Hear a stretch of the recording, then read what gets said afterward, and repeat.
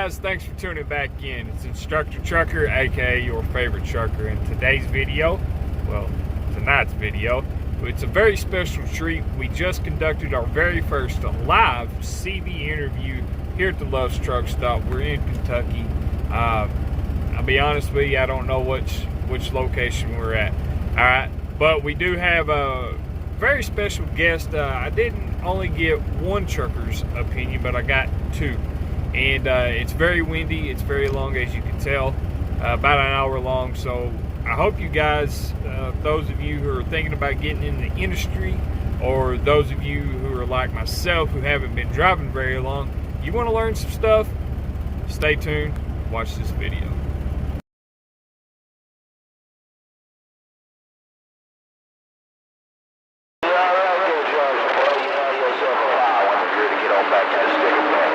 Guys, this is Bo Cephas on this end, as I was saying before, and Mr. RJ, I do appreciate you taking the time to do an interview, and Mr. Opie as well. I hope Mr. don't bother you and offend you. Some people don't like it because of it makes them feel old, but just during the course of this interview, Mr. will probably be implied a lot on my end, and it's nothing but a sign of respect for you as a person and your experience out here on the road. So first, I want to start with Mr. RJ here. Tell us, how long have you been driving trucks out on the road? Come June will be 15 years. This time around, there was a gap. And there was 7 years after that, so 20 years. And you said what kind of trailer did you say you were pulling now? Now I'm pulling a dry van. And Mr. Opie, that same question goes to you, sir. I've been out here 20 years. 21 years will be January of 21. I'll be out here 21 years. And you did say that you pull a flatbed, right? Yes, sir. I pull flatbed Conestoga. Yeah, well, a little bit on my driving experience. I've been, now, compared to you guys, I'm probably still a rookie in your eyes, but I have been out here 3 years over the road. I've pulled both dry van and flatbed professionally over the road, and I have done grain hopper on the side. So, back to Mr. RJ here. When I come into the truck stop, you were talking about the difference in how much the trucking industry has evolved from the time that you started until now, and what are some of the main differences between the two eras?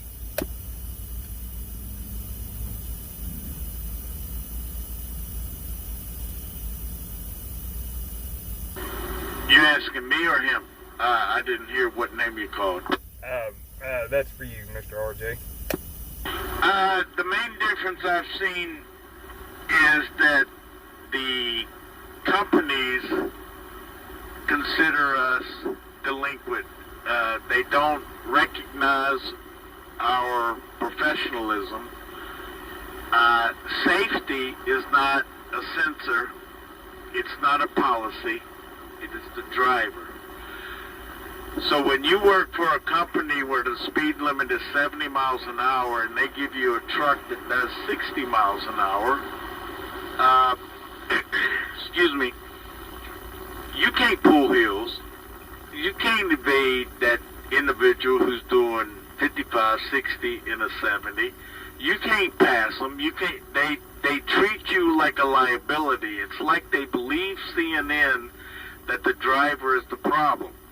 Even though statistics have proven that of the accidents, 93% of all accidents involving a car and a truck, it's the car's fault. It's not the driver's fault. The driver, a big truck driver, is 7%. Treat us like professionals, and they don't. Not the company I'm with. I'm not going to say the name of the company. You can't have a truck that cannot do the speed limit in any state other than Indiana and consider yourself safe. That it treat the driver like a professional driver. We're out here. We know the road conditions. We know what we're doing. If you have drivers conducting themselves in an unsafe manner, get rid of them. But don't neuter them and take 2 hours of their day. If you're doing if the truck's doing 60 miles an hour and the speed limit's 70, in a 10-hour day, he loses or she loses 2 hours of productivity. And I definitely agree with you on the professionalism. I just made a video last week, talks about best truck driver in the industry, and one of the things that I said, there's a lot of things that make a professional driver, and yes, it's the skills, the operative skills of these trucks, but also how you present yourself, how you dress, how you act, how you talk, how you walk.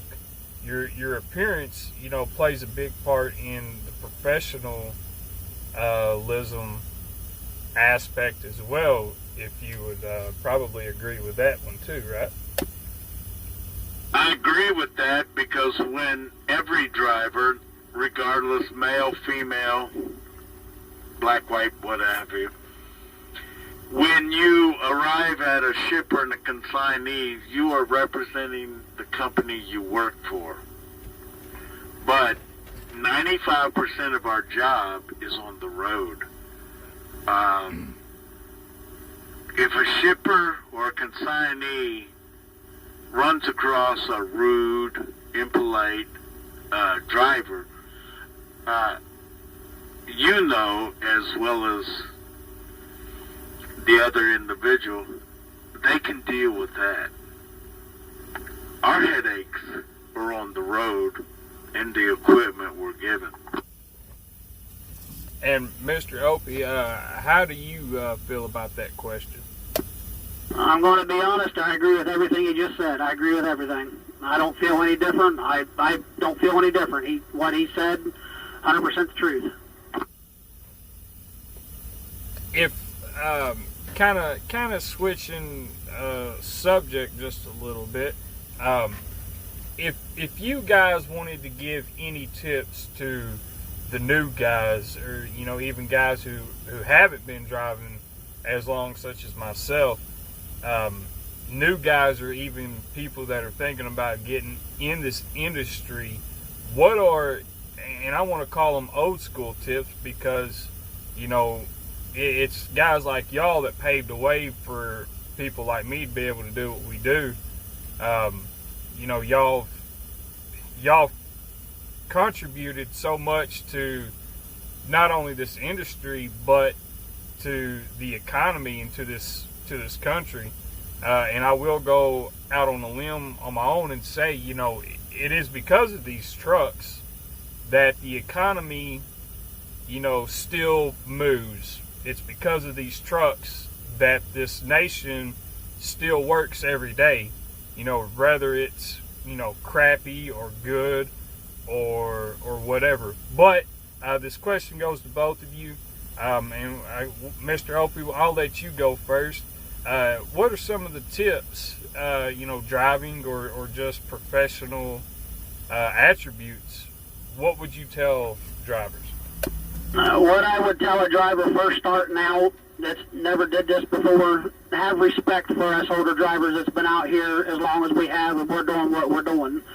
We don't know any more than you, and myself, with being out here as long as I have, I don't know more than anybody else does. I don't know more than the other guy. I learn every day. Don't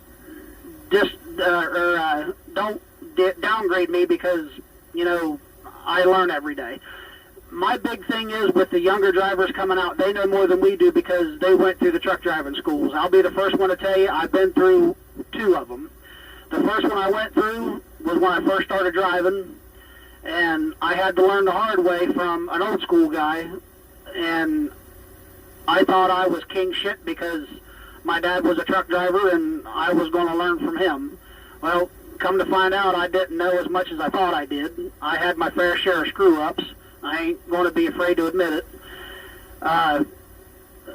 The big thing I can give the younger drivers that's coming out, put a radio in your truck. You want to know what's going on, turn it on. If you have a question, don't be afraid to ask it. I was always told the question you don't answer could be the question that can take your life, is what I was told. And I come from a long line of truck drivers, and I give props to the older guys that's been out here doing this a hell of a long time. And, you know, them guys right there are the ones that paved the way for all of us. And I'm glad they did what they did, and I'm glad I'm doing what I'm doing, and I'll pass on whatever I know to somebody else, at least try to help them out.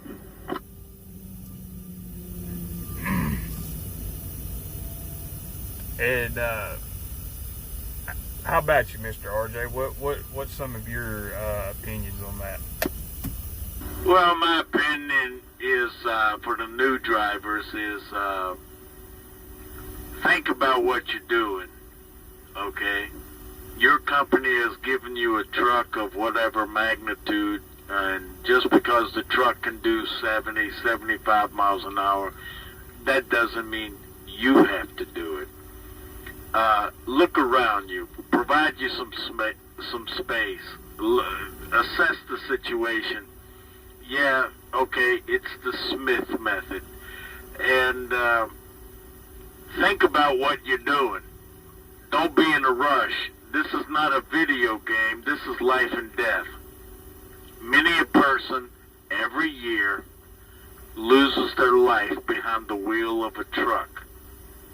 No freight you're hauling is that important. What the other individual said is true. Anything and everything that you acquire, possess, own in your home is delivered by a truck. You're going to be treated like you barely have a GED. This is not a job for individuals who think they're going to be respected. You're not. Your time means nothing to your company and to you, the shipper, to the consignee. Safety is you, not a policy, not a censor. It's your common sense. They give you a truck that does 75 miles an hour, you don't have to do that. You see another truck who pulls over to the left lane to let you in, don't speed up. Let him or her get back over. Courtesy. Look out for your other drivers. It's not a difficult job. Now, how are you going to succeed?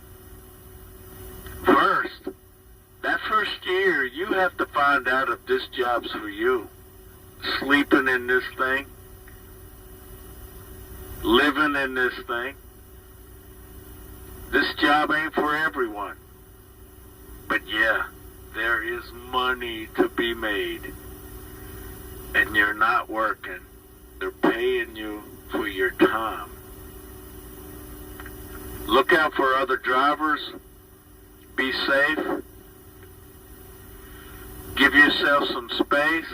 Just because you have a fast truck doesn't mean you have to go fast.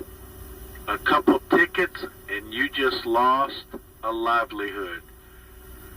And there's, like I said, it's a $65,000, $70,000 job. You're going to throw that away because you wanted to fly down the highway? Just because your truck can do 75 doesn't mean you have to drive 75. Common sense, be safe, and that's basically it. One thing that I would want to kind of touch up on, kind of back into Mr. Opie's,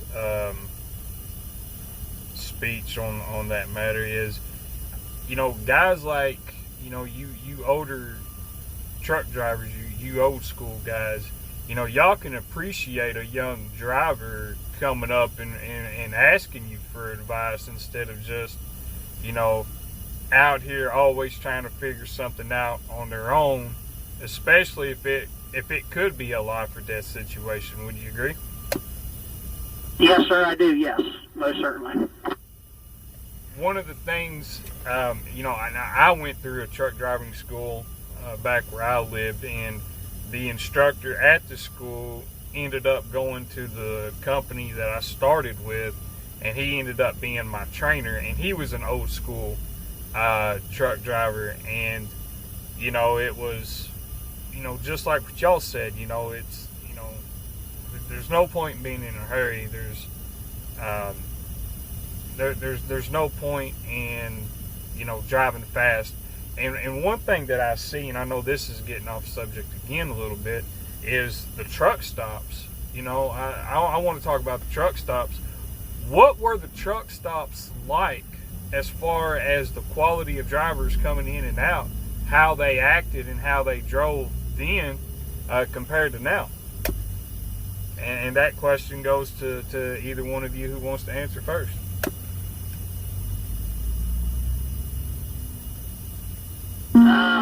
The truck stop thing. When I first started driving truck, your big truck stop was, I believe, was your Petros. Then it went to your TAs and your Flying J's. The thing I loved the most about going into a Petro was drivers had their own seats. They had a spot for drivers, and they had a spot for regular folks. Myself, I would go sit in the driver's part of the section, and I'd sit there and listen. You learn a lot sitting there listening to somebody talk. And then when somebody asks you a question, try to answer it the best you can. That's what I liked about it. Truck stops now, compared to what they was then, I tell you what, there's too much drama, and excuse my language, too much bullshit. And how about you, Mr. RJ? Well, when I started, and I think the electronic logbook changed everything. When I started, you rarely ran across a truck stop that was completely full and drivers would park anywhere. With the electronic logbook, they'll park anywhere. Now, I understand the reasons behind the electronic logbook, but the truck stops in the States, they were not ready for this. They didn't realize it was that big of a deal. It's obvious. I mean, right now we're at a Love's. This is not a truck stop. This is a fuel stop. To compliment the other driver who just commented, truck stops used to have trucker lounges. You could go in, you could watch TV, you could do laundry, you could do whatever. You could relax. You could get out of the truck. Love's is nothing more than a 7-Eleven. Get your fuel, get out of here. None of their Loves, other than the one outside of Louisville, Kentucky, none of them are meant to be truck parking. We're still the enemy of the road. TA used to be the place you would go. They had everything. Petrol, to this day, still has laundromats, TV lounges, a truck stop. Truck stops don't exist. It's all about commerciality. Get your fuel, get out of here. You go anywhere, Love's will have 5 parking, 10, 15, 20 parking spots with 50 drivers looking for a place to stop. And that is because of the electronic logbook. Again, the electronic logbook, yes, it protects the drivers. how we came about it doesn't matter. But truck stops, there are no more truck stops. There are fuel stops. One thing that I would like to kind of touch up on that matter is, I'm sure back then, everybody who was pulling in and out of truck stops drove as professionals, just as professional as their appearance and as their skills as an operator, compared to now. You've got everybody that's they're flying through the truck stops. I've seen pictures on the internet, guys or trucks that are coming around a curve such as what you see here at this Love's, and they're going too fast and roll their truck. How many accidents, how many things like that did y'all see back in the day in actual truck stops compared to how often you see it now?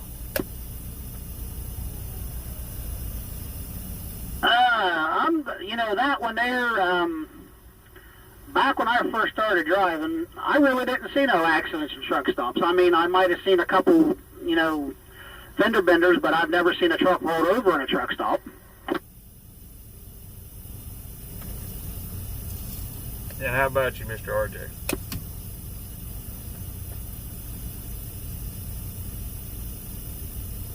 I'm with him. You rarely saw an accident in a truck stop. Now you do now, only because like pilots or whatnot, they haven't modified.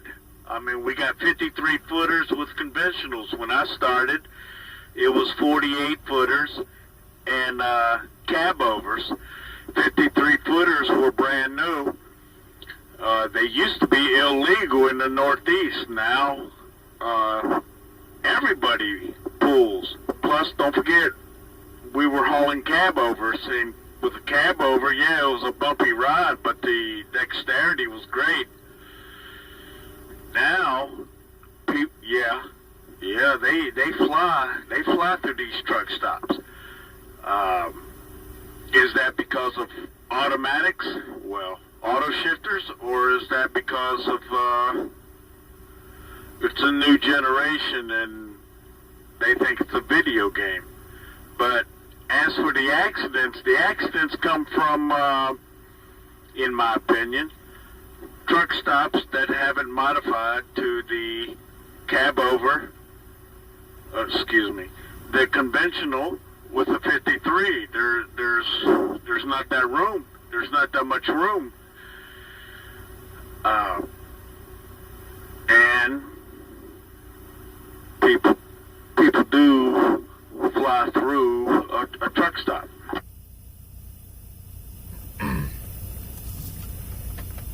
And kind of, as I sit here thinking of trying to, get some more good questions here. I recently seen a documentary. I guess back then it was some type of TV show, I believe, that they went to individual drivers' homes who, they were running cab overs, and film. They did some type of filming. Is back in the 70s, I believe, and that's about all y'all had back then was cab overs, wasn't it? Back in the 70s, I'm not really too familiar with trucks back then, but I think back in the 70s, that's when the conventionals started coming out. And if I'm not mistaken, I think that's also when air ride was starting to be issued over on the trucks to make it a little bit better for the driver, so the driver wouldn't be fatigued or, whatever that case may be. There was different options coming out with trucks, I do believe, back in the 70s. I will say this, from back in the 70s, the trucks from the 70s till now, big change. Really, really big change. The trucks have got bigger. the motors have got bigger, and you know, freight's got a lot heavier from the 70s till now. I'm pretty sure, but I could be wrong. Everything has changed from the 70s till now. You've got air conditioning in trucks. It works fairly decent compared to what it did back in the 70s. You got heat in the trucks. It works a hell of a lot better than what it did back in the 70s. Trucks back in the 70s compared to now, they had a lot of air coming through them from being cab overs, from everything coming up through the floors. Everything's changed. It's gotten better from what people say, and it's gotten worse from the 70s till now for the trucks. That there would have to be, my honest opinion, would have to be from an older driver that's been doing it a lot longer than all three of us. Right, yeah, like you said, well, that's technology as it goes through the years. Don't forget, that's almost 50 years ago.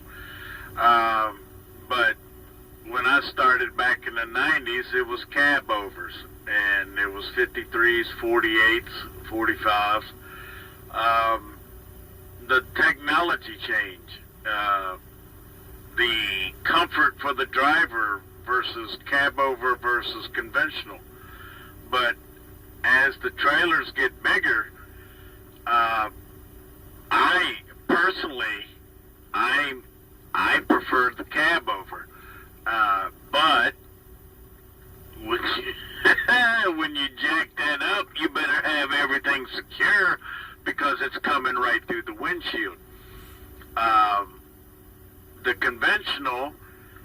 conventional's great, but from what I've heard, in the next few years, they want to increase from 53 to 65.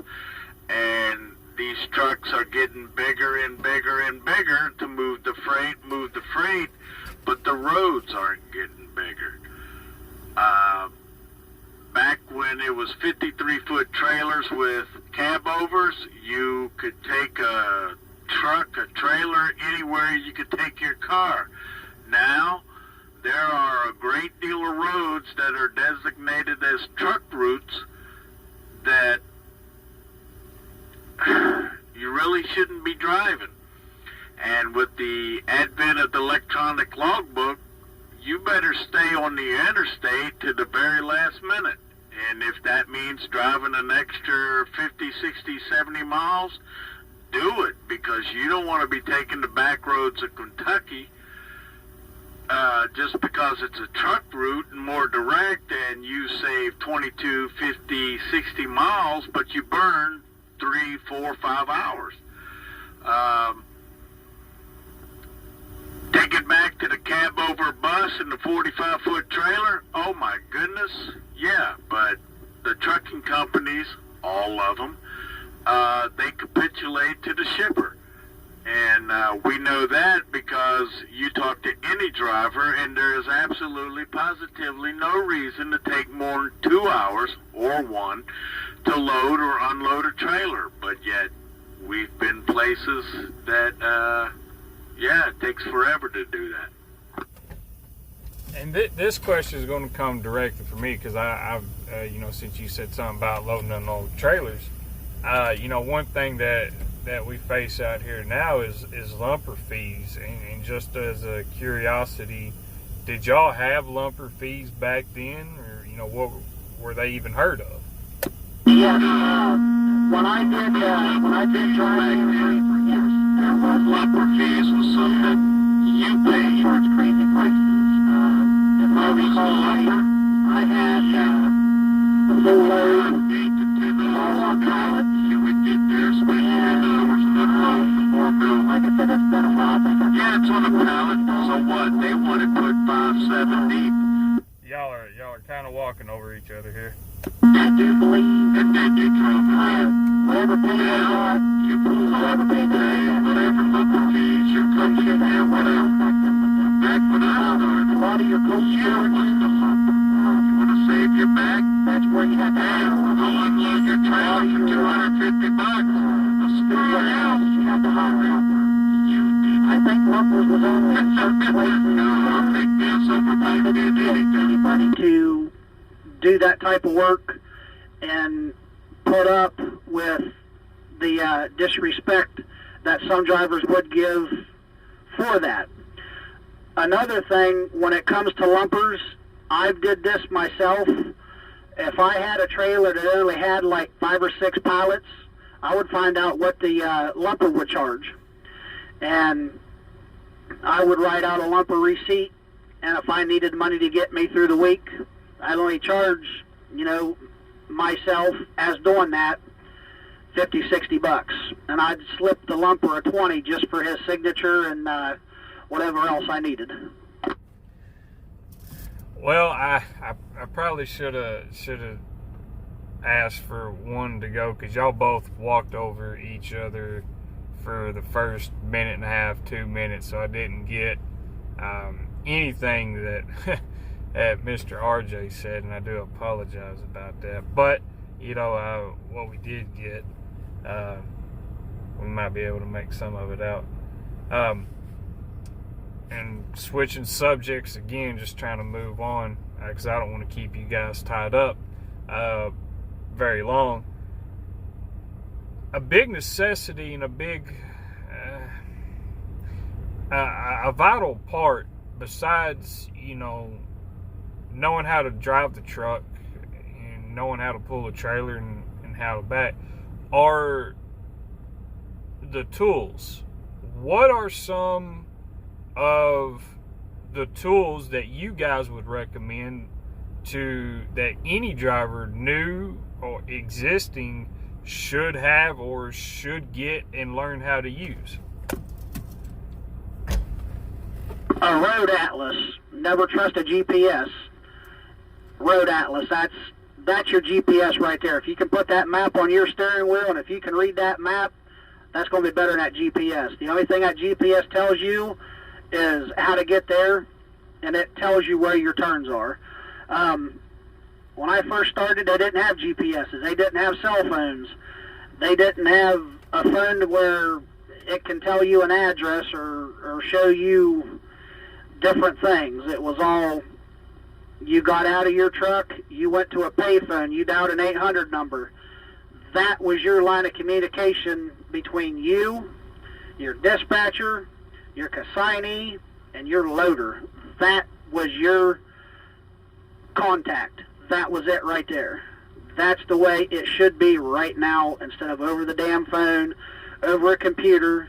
So if there's any questions you got to ask, you can ask that person over the phone.